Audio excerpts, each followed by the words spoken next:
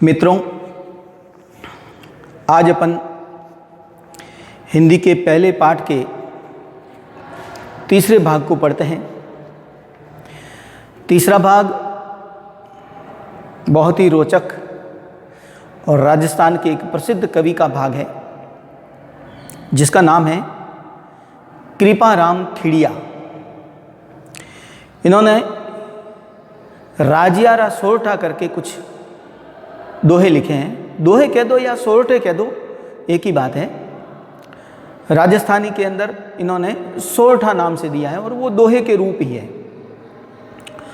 तो राजियारा सोरठा करके कृपाराम ने कई अलग अलग दोहे लिखे हैं जिसमें अलग अलग बातें मनुष्य के लिए सुधरने के लिए, उसको संभलने के लिए, उसके वाणी के संबंध में, व्यवहार के संबंध में बातें लिखी हैं। ये राजस्थानी के प्रसिद्ध कवि हैं। डिंगल और पिंगल भाषा में इन्होंने लिखा है। इनका जो जन्म है वो तत्कालीन यानी उस समय का जो मारवाड़ राज्य था उसमें एक गांव था खराड़ी, वहाँ के ये निवासी थे। पिताजी का नाम जगराम खिड़िया था और राजस्थानी के डिंगल और पिंगल भाषा में इन्होंने अपनी रचनाएं लिखी है। डिंगल जो है वो पश्चिमी क्षेत्र में बोली जाती है और पिंगल पूर्वी क्षेत्र में बोली जाती है ना।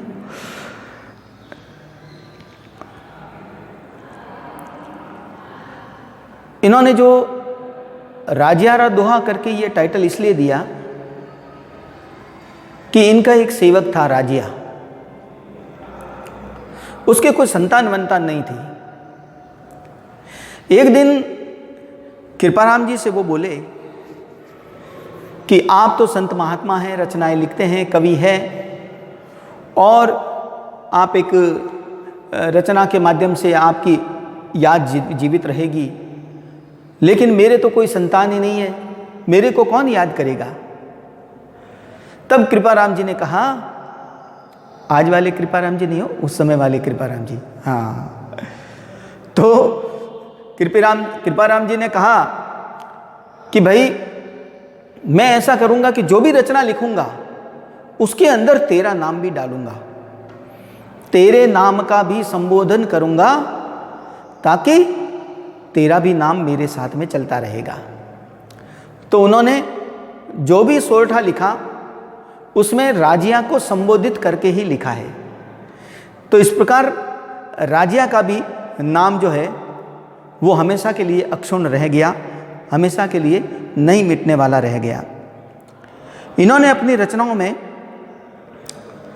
आदर्श लोक मर्यादा की सीख दी है, किसी में मीठी वाणी की बातें कही गई है, किसी में सुंदरता और कुरूपता की बात कही है, किसी में बात कही है कि कुछ लोग दूसरों के कलह विवाद झगड़े आदि देख करके प्रसन्न होते हैं, लेकिन अपने घर में लगा हुआ झगड़ा उसको कोई देखता ही नहीं है।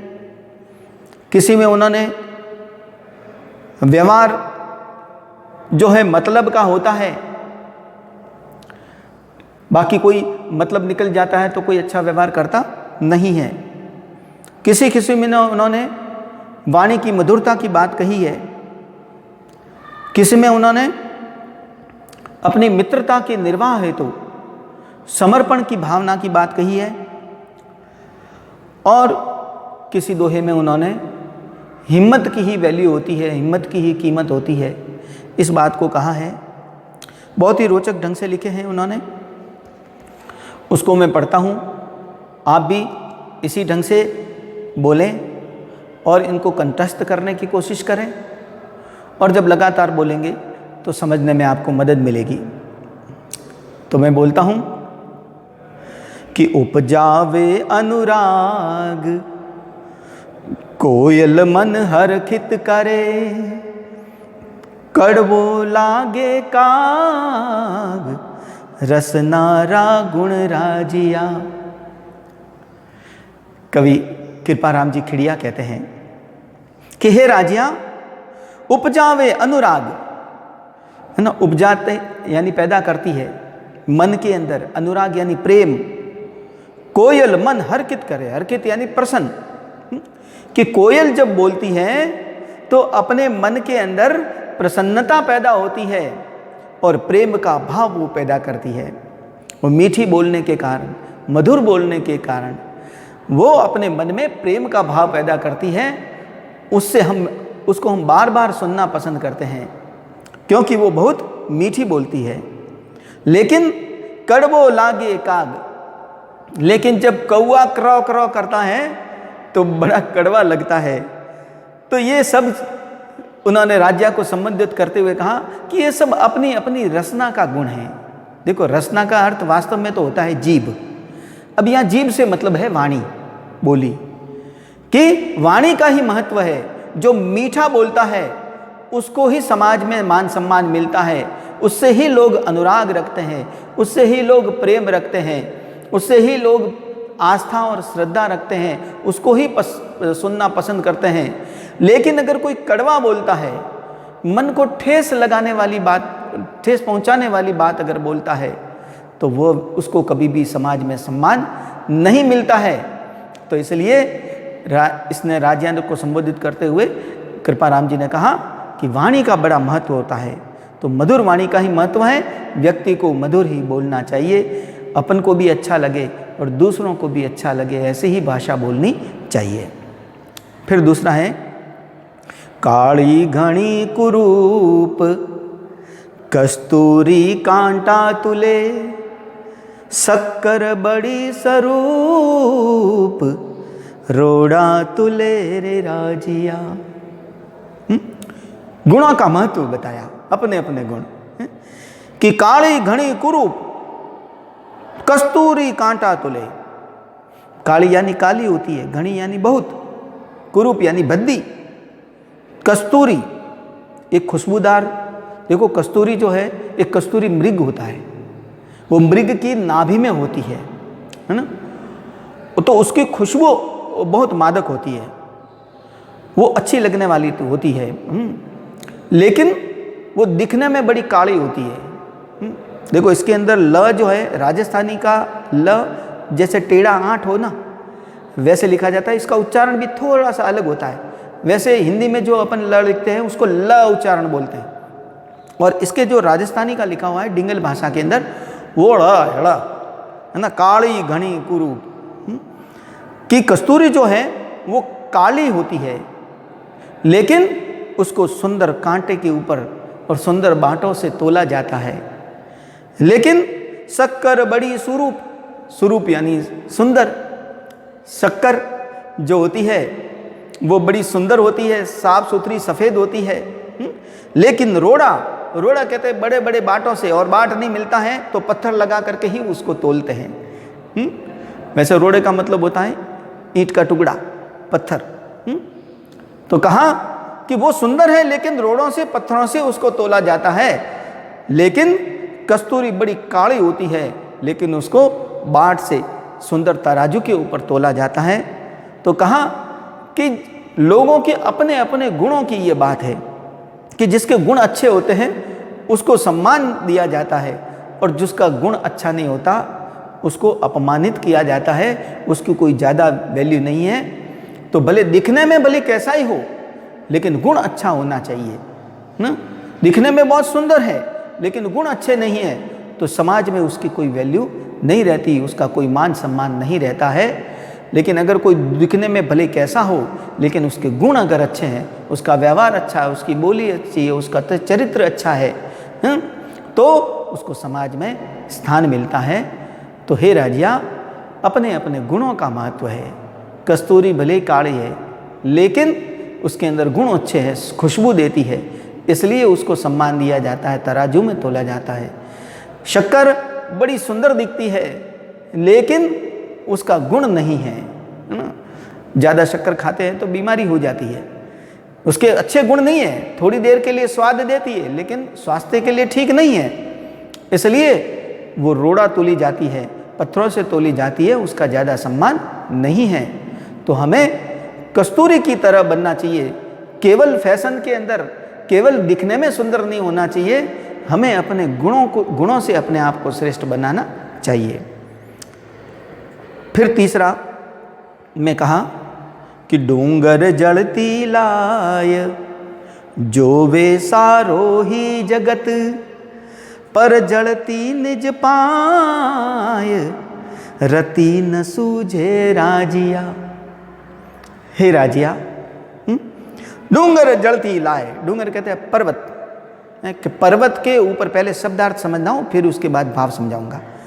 इसका शब्दार्थ हुआ डूंगर यानी पर्वत के ऊपर, जलती यानी लगी हुई, लाए यानी आग, कि डूंगर के ऊपर जलती हुई आग हमें दिखाई देती है तो सभी उसको बड़ी रुचि से देखते हैं। जो वे यानी देखते हैं, सारो यानी सारा, जगत यानी संसार, सारे जगत के लोग पर्वत पे लगी हुई आग को सभी देखते हैं, क्योंकि वो दूर लगी हुई है ना।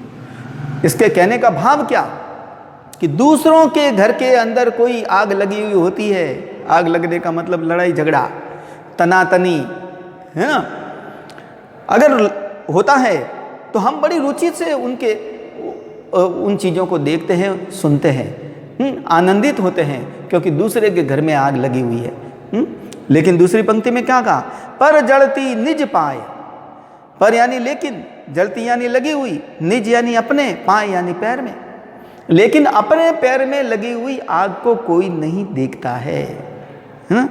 रति न सूझे राजिया, रति यानी थोड़ी बहुत भी, सूझे यानी दिखती नहीं है। हे राजिया, अपने पैर के नीचे आग लगी हुई है, उसकी तरफ कोई देखता नहीं है। दूसरों के घर में आग लगी हुई होती है तो सभी देख करके और सुन करके आनंद लेते हैं, है ना। कोई वाद विवाद होता है, कोई झगड़ा इत्यादि होता है, कोई आपस में लड़ाई करता है, तो हम बड़ी रुचि से उसे देखते सुनते हैं और आनंद लेते हैं। लेकिन अपने घर के अंदर कितनी कमियां हैं, अपने घर में जो झगड़े लगे हुए हैं, अपने घर में जो आग लगी हुई है, उसकी तरफ लोगों को देखना चाहिए, दूसरों के घरों की आग को नहीं देखना चाहिए। कहने का तात्पर्य यही है कि हम दूसरों के गुणों को, कमजोरियों को, लड़ाई झगड़ों को नहीं देखना चाहिए, अपनी कमजोरियों को, अपनी बुराई को ही देख करके और उसे दूर करने की कोशिश करनी चाहिए। फिर चौथा का, मतलब री मनवार, चुपके लावे चूरमो, बिन मतलब मनवार, राब न पावे राजिया। बड़ा स्वार्थी संसार है। राजिया को संबोधित करते हुए कृपाराम जी खिड़िया कहते हैं कि मतलब री मनवार, कि अगर किसी से कोई काम है तो उस व्यक्ति से बड़ी मनुहार कर करके और चूरमा जिमाता है। अगर कहीं से देख करके नहीं ले आ सकता तो चुपके चुपके कहीं से भी ला करके और उसको चूरमा जिमाता है, उसकी मान मनुहार करता है, उसको अच्छा भोजन जिमाता है, उसकी सारी बातों को भी मान लेता है, क्योंकि उससे स्वार्थ है। स्वार्थवश व्यक्ति किसी की भी मनवार करता है, लेकिन बिन मतलब मनवार राब न पावे राजिया, लेकिन बिना मतलब के तो राबड़ी भी नहीं पाता है। राबड़ी कहते हैं पानी और आटे और गुड़ का घोल होता है ना, उसको राबड़ी कहते हैं, कि बिना मतलब के राबड़ी भी नहीं पिलाएगा, ऐसा व्यक्ति होता है। तो कहा कि हमें हमेशा मतलब भी व्यक्ति से सावधान रहना चाहिए, कि जो अगर व्यक्ति मतलब हो तो अपनी मनवार करता है, और मतलब अगर नहीं हो तो हमें साधारण भोजन भी, अपने को पानी का गिलास भी हमको मनवार में नहीं कहता है। तो ऐसे लोगों से हमेशा सावधान रखना चाहिए। यानी एक लोगों के ऊपर मतलब स्वार्थी व्यवहार का आरोप किया है इसमें, है ना, कि कैसे स्वार्थी लोग होते हैं, कि स्वार्थ होता है तो मनवार करते हैं, स्वार्थ निकल जाता है तो मनवार कोई नहीं करता है। तो ये लोगों की जो संसार की जो रीत है, जो व्यवहार है, उसके बारे में कहा और हमको सावधान किया है कि ऐसे लोगों से जो स्वार्थी होता है, मीठा बोलता है, अपने का मान मनवार करता है, तो उससे सावधान होना चाहिए कि ये मान मनवार क्यों कर रहा है। तो हमेशा मतलबी लोगों से सावधान रहना चाहिए।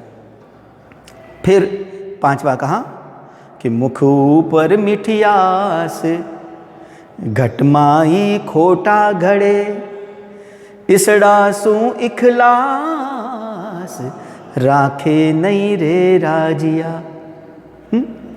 मुख ऊपर मिठियास, मुंह पर तो आदमी बड़ा मीठा मीठा बोलता है, लेकिन अंदर से अपने लिए भावना बुरी रखता है। घटमाई, घट यानी हृदय, माई यानी अंदर। घटमाई खोटा घड़े, खोटा यानी बुरे विचार रखता है, खोटा यानी बुरे, घड़े यानी प्लान बनाता है, रचता है, जो अपने लिए बुरी भावनाएं रखता है। ऐसे लोगों से हमेशा सावधानी रखनी चाहिए, क्योंकि इसड़ा सु इखलास, इसड़ा यानी ऐसे लोगों से, सु यानी से, इखलास यानी मित्रता, है ना, जान पहचान या अपनत्व, राखी जे नहीं राखी राजिया, उससे नहीं रखना चाहिए, व्यवहार नहीं करना चाहिए, मित्रता नहीं रखनी चाहिए।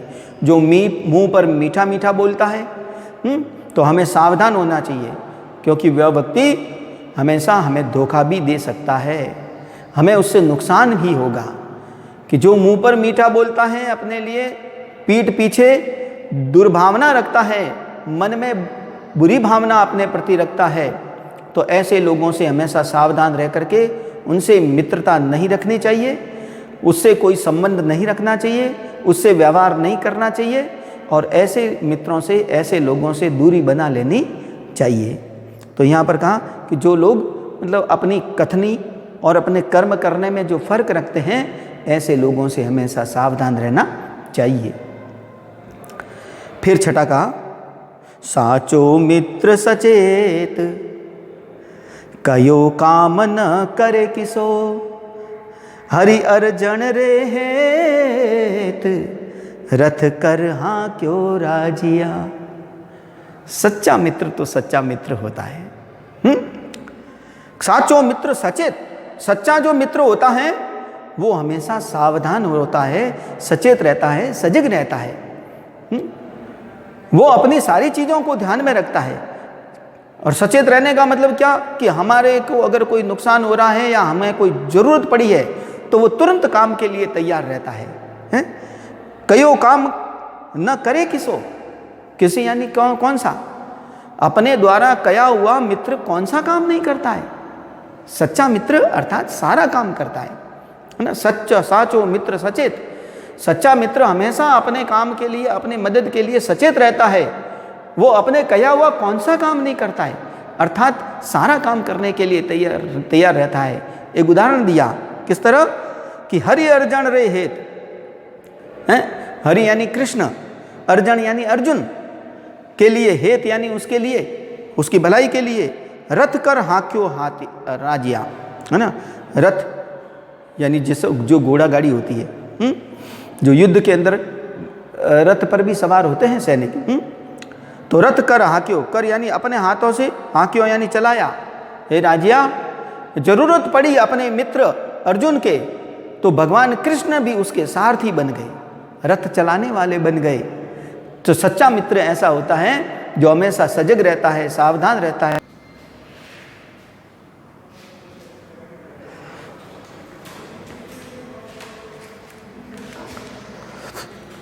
अपना अंतिम दोहा है, हिम्मत किम्मत होय बिन हिम्मत किम्मत नहीं, करे न आदर कोय रद कागद ज्यों राजिया। कृपाराम जी खिड़िया राजिया को संबोधित करते हुए कहते हैं कि हे राजिया, इस संसार में हिम्मत की ही कीमत है। जो व्यक्ति बलवान है उसी का समाज में सम्मान होता है, बाकी कोई कमजोर आदमी है तो उसका कोई सम्मान नहीं होता है। बिन हिम्मत कीमत नहीं, बिना हिम्मत के कोई कीमत व्यक्ति की नहीं होती है। अर्थात अगर जो व्यक्ति साहसी नहीं है, बलवान नहीं है, तो उसका समाज में और संसार में कोई मान सम्मान होता नहीं है। उसके प्रति लोग उदासीन हो जाते हैं, उसको एक तरफ बिठा दिया जाता है, उसको मान सम्मान नहीं मिलता है। उसकी वैल्यू कैसी हो जाती है कि करे न आदर कोई, उसका कोई आदर नहीं करता है, कोई मान सम्मान नहीं करता है। और रद्द कागज ज्यों राजिया, जैसे रद्दी कागज होता है और अपन एक तरफ डाल देते हैं, उसी तरह से जो व्यक्ति हिम्मतवान नहीं है, जो बलवान नहीं है, जो शक्तिशाली नहीं है, जो वीर नहीं है, जो साहसी नहीं है, तो उस व्यक्ति को भी रद्दी कागज की तरह एक तरफ डाल दिया जाता है। उसका कोई मान सम्मान समाज में होता नहीं है, उसको कहीं भी आगे बिठाया नहीं जाता है। इसलिए व्यक्ति को हमेशा हिम्मतवान बनना चाहिए, वीर बनना चाहिए, साहसी बनना चाहिए, तो ही उसका समाज में कोई ना कोई स्थान रहता है और तो ही उसको मान सम्मान मिलता है। अन्यथा कोई मान सम्मान नहीं मिलता। कमज़ोर नहीं होना चाहिए, तभी हम सम्मान समाज में पा सकते हैं। इसके बाद मैं आपको कुछ प्रश्न दे रहा हूँ, उसे आप अच्छी तरह से करना। वर्तनी को अच्छी तरह देखते हुए लिखना, क्योंकि आप इंग्लिश ज़्यादा लिखने में आती है, तो आप हिंदी को अच्छी तरह देख करके और फिर लिखें, तो कि आने वाले समय में आप शुद्ध लिखने की आदत जब पड़ जाएगी तो कोई शब्द आपसे गलत लिखा नहीं जाएगा। ठीक।